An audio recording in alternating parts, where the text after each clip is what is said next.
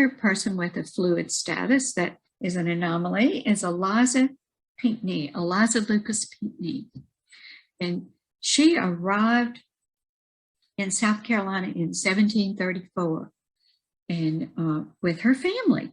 Her father had inherited some plantations in South Carolina that had been given to his father.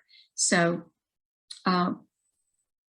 these plantations were paid to his father, and then his father, that would be Eliza's grandfather, died, and the property went to Eliza's father, who was actually a military officer, very accomplished himself, and he had been involved in many battles and done quite well in the Caribbean.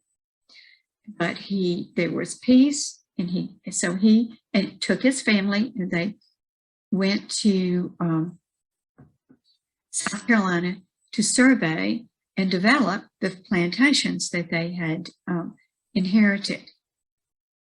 There was another war. There was a new war. The king called him back to service, and he had to go back to the Caribbean to fight. What did he do? He left Eliza in charge of these 3 plantations when she was just 16. Now, her mother, his wife, was alive, but she was not well. She was just an invalid, too sick to travel. And so Eliza was also to take care of the mother, but she was too sick to take care of the plantations, so he left her in charge. Can you believe it? Can you believe that he left a 16-year-old in charge of 3 plantations while he went to another country? And you know what? She did not flinch. She was very confident that she could handle it. And you know what? I don't know about you. I wonder if you can remember when you were 16. Some of you maybe. Last semester I had some 16-year-olds in the class. But I remember when I was 16. And you know what? I believed I could do anything.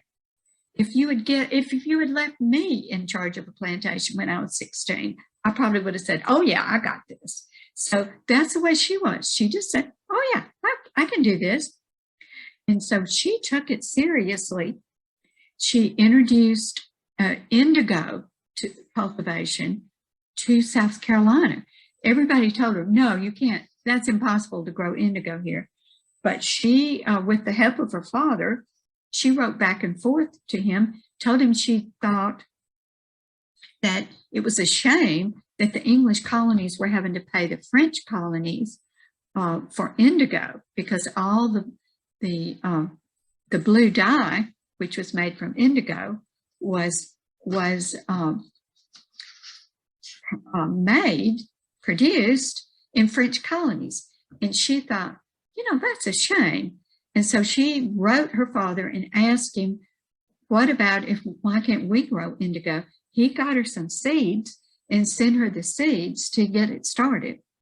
She was always researching and reading about agriculture and plantation. She was writing letters back and forth to her father and to people in England, because she had studied in England too when she was young.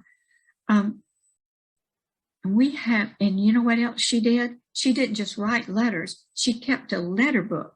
She kept a copy of every letter she wrote in a book.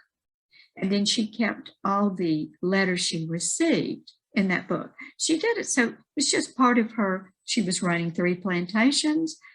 How do you keep up with everything? It's just her way to keep a record of it. So that is the only reason we know about Eliza. It's because she kept a record of her letters and of these letters. We know that she began to think that the colonies needed to grow silk, produce silk. Why? Because there was a war that kept ships from coming in with products from Europe. She needed a new silk dress for an occasion. She couldn't get any silk to have the dressmakers make it. So what did she do? She began to read on how do you produce silk. She got silkworms and plants, and she produced silk. So, I mean, she just did that kind of thing because she was young and naive, and because she didn't know she couldn't do things. She planted oak groves because she said, our nation is going to need oak trees for all the Navy, for the ships of the Navy. So she planted these big oak groves. She just was very far thinking and bold, but she was definitely an exception to the rule of women not having any authority or freedom. She was granted all this authority because it had to be given to her. And then she succeeded. People were impressed and amazed by her.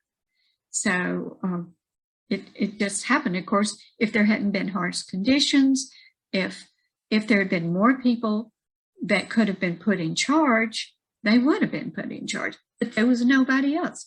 She did have brothers, but they had been sent to England to school. So she was just put in charge.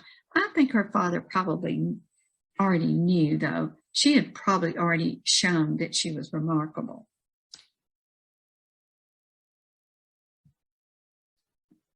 Now here, we don't have a painting of her. We don't have a sketch, an engraving, anything.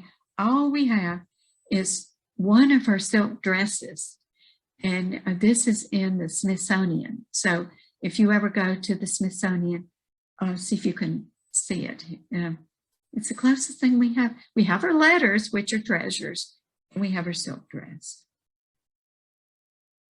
And if you want to know more about Eliza and other colonial women who were exceptions to the rule and amazing, read a book called Founding Mothers by Cokie Roberts, who was not a historian.